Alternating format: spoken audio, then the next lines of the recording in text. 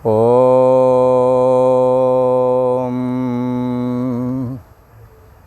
श्री योग वासिष्ठ के स्थिति प्रकरण में श्री वशिष्ठ जी महाराज बोले, हे राम जी,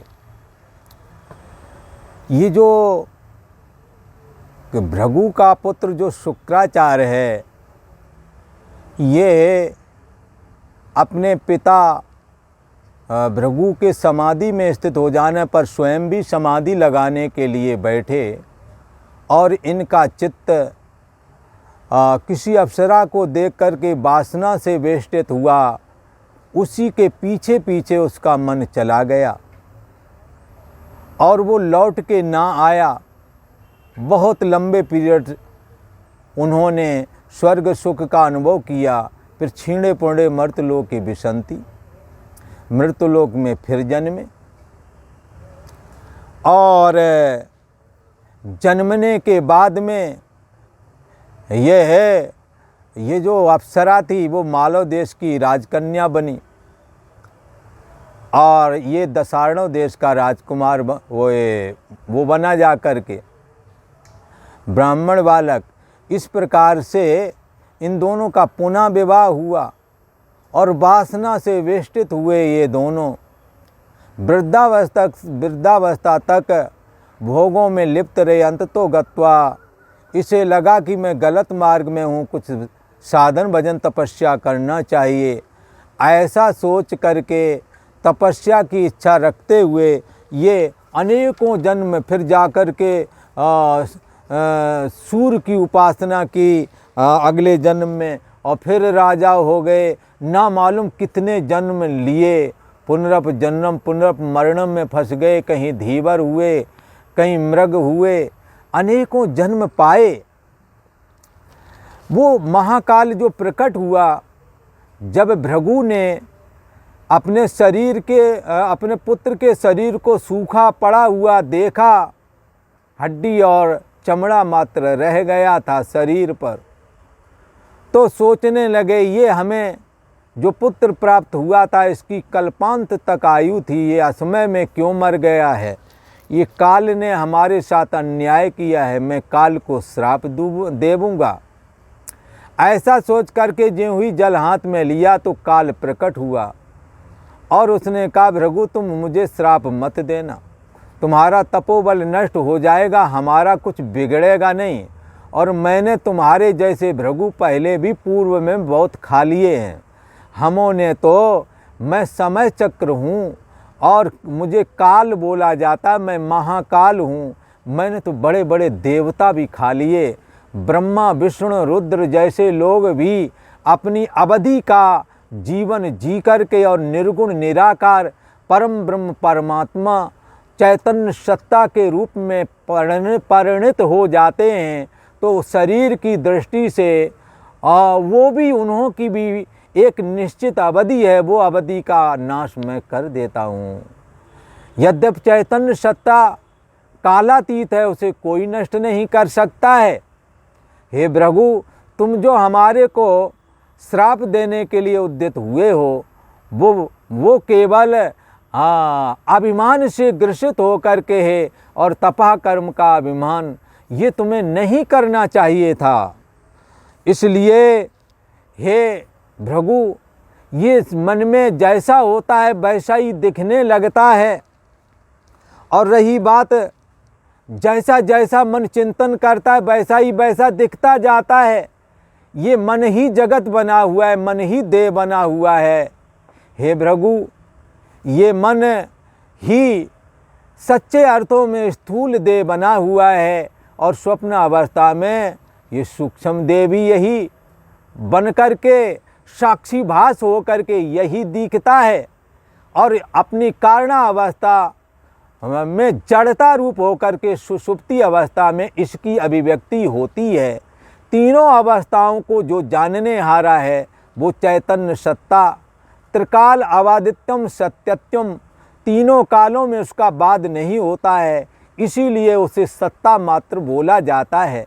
यद्यपि वो दिखने में नहीं आता है तो भी रहता वही है। दिखने में आने वाला देह और जगत जागृत अवस्था वाला, स्वप्न अवस्था वाला हाँ, सुषुप्ति में दिखने वाली जड़ता, कुछ भी ना जाना सुख से सोया, ये सुषुप्ति में दिखता है। तीनों अवस्थाएं यद्यपि दिखती और जानी जाती हैं, परंतु जिनके द्वारा ये तीनों अवस्थाएं जानी जाती हैं, समझी जाती हैं, उसको कौन जानता है? कोई नहीं जान सकता। इसलिए श्रुति ने कहा, एनेदम सर्वम विजानियात तम केन विजानियात विज्ञातारम अरे केन विजानियात। जिसके द्वारा ये सब कुछ जाना जाता है, उस विज्ञाता आत्मा को कैसे जानोगे? नहीं जान सकते। इसलिए क्या जाना जाएगा? आत्मा आत्मा ही वेदम सर्वम, सब कुछ आत्मा ही है। और जो जानने में आया वो आत्मा नहीं है। जागृत जगत और जागृत जगत की समस्त प्रकार की वृत्तियां आत्मा नहीं है। स्वप्ने में दिखने वाला देह और जगत भी आत्मा नहीं है। सुषुप्ति अवस्था में दिखने वाली जड़ता भी आत्मा नहीं है। जागृत स्वप्न सुषुप्ति सुप्रपंच यत प्रकाशते, जागृत स्वप्न और सुषुप्ति रूप प्रपंच जिसके द्वारा प्रकाशित होता है, तद ब्रह्म, वो ब्रह्म है। तद विजिज्ञासस, उसको जानना चाहिए। तद ब्रह्माम इति ज्ञात्वा, वो ब्रह्म मैं ही हूँ, ऐसा जब जान जाता है साधक, ऐसा जब धारण कर लेता है, स्वयं भावेन उपासयेत, और वो मैं ही हूँ ऐसा भाव रख करके जब उपासना करता है, सर्व बंध ही प्रमुच्यते, सारे बंधन कट जाते हैं। हे भृगु, हो काल चक्र जो 6 मुख बना करके त्रिशूल लेकर के जो आया है, वो कह रहा है, हे भृगु, मन में जैसा भाव होता है वैसा ही दिखता है। ऐसा यदि भाव बनाओगे कि मैं विज्ञाता आत्मा हूँ, मैं चैतन्य सत्ता आत्मा हूँ, तो यही दिखेगा। यदि देह और देह के संबंधी ये मैं हूँ, ये मेरे हैं, ऐसा भाव बनाओगे तो यही दिखेगा। जगत की सत्ता को यदि तुम स्वीकार करोगे तो ये सत होकर के दिखेगा। और यदि जगत की सत्ता को आप अस्वीकार कर देंगे और सर्वाधिष्ठान ब्रह्म मैं हूँ ऐसी दृढ़ चैतन्य सत्ता को सोहम भाव से इति भावेन उपासेत, उपासना करोगे, इस भावना से धारण करोगे, तो फिर वैसा ही होकर के तुम्हें दिखेगा और आप कैवल्य निर्वाण को प्राप्त हो जावेंगे। नशा भूयो पी जाते, फिर उन्हों का पुनर्जन्म नहीं होता। हे भृगु, ये जो मन जैसा सोचता है वैसा ही हो जाता है। और रही बात तुम्हारे पुत्र की, जो तुम्हें लगता है कि हमारा पुत्र शुक्राचार्य कल्पांत तक रहने वाले था, वो क्यों मर गया है? तो हे भृगु जी, मैंने तुम्हारे पुत्र को नहीं मारा। तुम्हारा पुत्र अपने कर्मों के अनुसार लोक लोकांतर में भ्रमता फिर रहा है। तुम्हारे पुत्र शुक्राचार्य ने भी मन के फुरने से अनेक स्थान देखे हैं। मन फुरता गया, कभी स्वर्ग देखा, तो कभी विद्याधर बने, तो कभी कुछ बने, तो कभी कुछ बने। इस जगत का वासनाओं का अंत नहीं आता। तुम्हारे पुत्र शुक्राचार्य ने भी मन के फुरने से अनेक स्थान देख लिए हैं, वहाँ रहा है, वहाँ के भोग पदार्थों का अनुभव किया है। हे भृगु जी, जब तुम समाधि में स्थित थे, तब वह जब तुम्हारा पुत्र समाधि में बैठ गया, यह सोच करके कि हमारे पिता समाधि में गए हुए हैं और लंबे अवधि तक रहेंगे, तो स्वयं समाधि लगाने के लिए बैठ गया। और जब वो बैठा ही था तो आसमान मार्ग से विश्वाची अप्सरा वहाँ से निकल ही जा रही थी आसमान में। उसके पीछे ही तुम्हारे पुत्र शुक्राचार्य का मन लगा चला गया और स्वर्ग में जा पहुँचा। फिर देवता होकर के तुम्हारे पुत्र शुक्राचार्य ने मंदार वृक्षों में अप्सराओं के साथ विचरण किया, भोग विलास क्रीड़ा विलास किया। फिर हे भृगु, फिर कल्प वृक्ष, पारिजात, तमाल आदि वृक्ष और नंदन वन में भी तुम्हारा पुत्र विचरण करता रहा स्वर्ग में। इसी प्रकार हे भृगु, 32 युग पर्यंत विश्वाची अप्सरा के साथ लोकपालों के जो स्थान है वहाँ पर तुम्हारा पुत्र विचरण करता रहा और भोग विलास में डूबा रहा।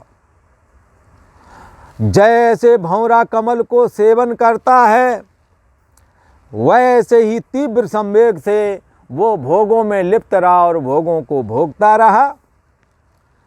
हे भृगु, जब तुम्हारे उस पुत्र का जिसका मन चला गया था विश्वाची अप्सरा के पीछे, और जाते हुए मन ने देह की भावना जो उसके अंदर थी, इसलिए अपने को उसने देह के रूप में ही देखा था, जब पूर्ण क्षीण हुआ तब वो मानसिक देह जिससे स्वर्ग का अनुभव कर रहा था वो गिर पड़ा। तब वहाँ से इस भांत वो शरीर गिर गया शुक्राचार्य का, जैसे पक्का फल वृक्ष से गिर पड़ता है। तब देवता का शरीर आकाश मार्ग में अंतर ध्यान हो गया और भूमि लोक में उसकी पुष्टिका आकर के धान्य में प्रवेश कर गई, और उस धान्य को ब्राह्मण ने खा लिया और उसके वीर द्वारा ब्राह्मणी के माध्यम से एक पुत्र हुआ। हाँ, फिर मालव देश का जो राज्य था, हाँ, उसने उसी पर राज्य किया। फिर धीवर का जन्म उसने पाया और फिर सूर्यवंशी राजा हुआ, फिर विद्याधर हुआ और कल्प पर्यंत विद्याधर बना रह गया। कल्प पर्यंत विद्याधर बना रह गया, थोड़े दिन नहीं, कल्प बहुत बड़ा समय होता है। विद्याधर बना रह गया और फिर विंध्याचल पर्वत में लय होकर कांत देश में जाकर के धीमर हुआ।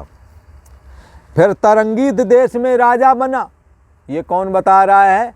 महाकाल बता रहे हैं भृगु को कि तुम्हारे पुत्र शुक्राचार्य ने क्या क्या गति पाई है। स्वर्ग देखा, नरक देखा, भूमि लोक के अच्छे अच्छे स्थान और भोग विलासतापूर्ण स्थानों को भी अनुभव किया है। तरंगित देश में ये राजा हुआ तुम्हारा पुत्र, फिर क्रांत देश में ये हिरण बन करके रहा और वन में विचरण करता फिरा, इधर उधर घास खाता फिरा। फिर हे भृगु जी, तुम्हारा पुत्र विद्याधर बन गया और विद्यावान गुरु बन गया। निदान श्रीमान विद्याधर हुआ और कुंडल आदि अनेक आभूषणों से संपन्न ऐश्वर्यवान हो गया और गंधर्वों का मुनि नायक हुआ और कल्प पर्यंत वहाँ बना ही रहा। जब प्रलय होने लगी तब पूर्व के सब लोग भस्म हो गए, जैसे अग्नि में पतंग भस्म हो जाता है। तब तुम्हारा पुत्र निराधार और निराकार वासना से आकाश में पुरुषका रूप से भ्रमता रहा।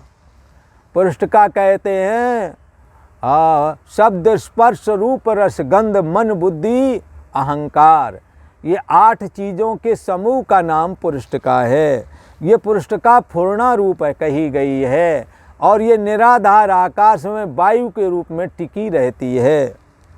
इसलिए यहाँ कहते हैं तुम्हारा पुत्र निराधार निराकार वासना से आकाश मार्ग में भ्रमता फिरा। हे राम जी, जैसे आलय बिना पक्षी रहता है, घोंसले के बिना जैसे पक्षी रहता है, वैसी ही दशा तुम्हारे पुत्र शुक्राचार्य की हुई। जब वो कैसा था? निराधार था, निराकार था और पुरुषका रूप में स्थित था, तब कोई शरीर नहीं था उसका। तब उसकी स्थिति ऐसे ही थी जैसे कोई पक्षी आकाश में बगैर आलय के, बगैर घोंसले के रहता है, ऐसे ही थी। हे भृगु, ब्रह्मा की रात्रि व्यतीत हुई और ये तुम्हारा पुत्र वासनात्मक निराकार और निराधार, जो इसकी पुरुषका आसमान में लीन थी और वायु रूप थी, शून्य रूप थी, वो जब ब्रह्मा की रात्रि व्यतीत हुई और ब्रह्मा जी ने पुनः जब सृष्टि संरचना चालू की, तब वह सतयुग में ब्राह्मण बालक होकर के जन्म लिया। और हे भृगु, इस समय उस तुम्हारे पुत्र शुक्राचार्य का नाम वसुदेव रखा गया है और भागीरथी गंगा के तट पर श्री गंगा जी के तट पर वो इस समय तपस्या कर रहा है, जिसके लिए तुम इतने कुपित हो रहे हो। और हे भृगु, ये वासुदेव नाम का ब्राह्मण जो कि तुम्हारा पुत्र शुक्राचार्य ही है, उसे अब तक इस जन्म में 800 वर्ष तपस्या करते बीत चुके हैं। जो तुम भी ज्ञान दृष्टि से देखो, हे भृगु, तुम त्रिकालज्ञ हो और ज्ञान दृष्टि से देखोगे तो तुम्हें भी तुम्हारा पुत्र नजर आ जाएगा। तुम भी ज्ञान दृष्टि से देखो तो तुम्हें जो हमने ये वृत्तांत बताया है ये सब ज्ञात हो जाएगा। ध्यान लगा करके देखो, इससे देखो कि मैंने जो कहा इसी प्रकार है कि नहीं, अथवा किसी और प्रकार का है। तुम स्वयं देखो और तुम्हें स्वयं ही समझ में आ जाएगा। तुम व्यर्थ ही मुझे श्राप दे करके अपना तपह कर्म नष्ट करने में उतारू थे। हे भृगु, मुझ पर वरदान और श्राप लागू नहीं होता, क्योंकि मैं सदा कालातीत हूँ, मैं समय चक्र हूँ और मैं सबकी आयु का भक्षण कर जाता हूँ। मैंने बड़े बड़े ऋषि, महर्षि, देवता आदि सबका अंत कर दिया है। इसलिए तुम अपना तपोबल वृथा नष्ट ना करो और तुम त्रिकालज्ञ हो, ज्ञान दृष्टि से देखो, तुम्हारे को तुम्हारा पुत्र नजर आ जाएगा। और जैसा हमने कहा है वैसा है या नहीं ये भी आपको पता चल ही जाएगा। इति श्री योग वसिष्ठे स्थिति प्रकरणे काल वाक्य नाम 10वां सर्गः। आज इतना ही, आगे का प्रसंग आपको आगे वाले एपिसोड में सुनने को मिलेगा।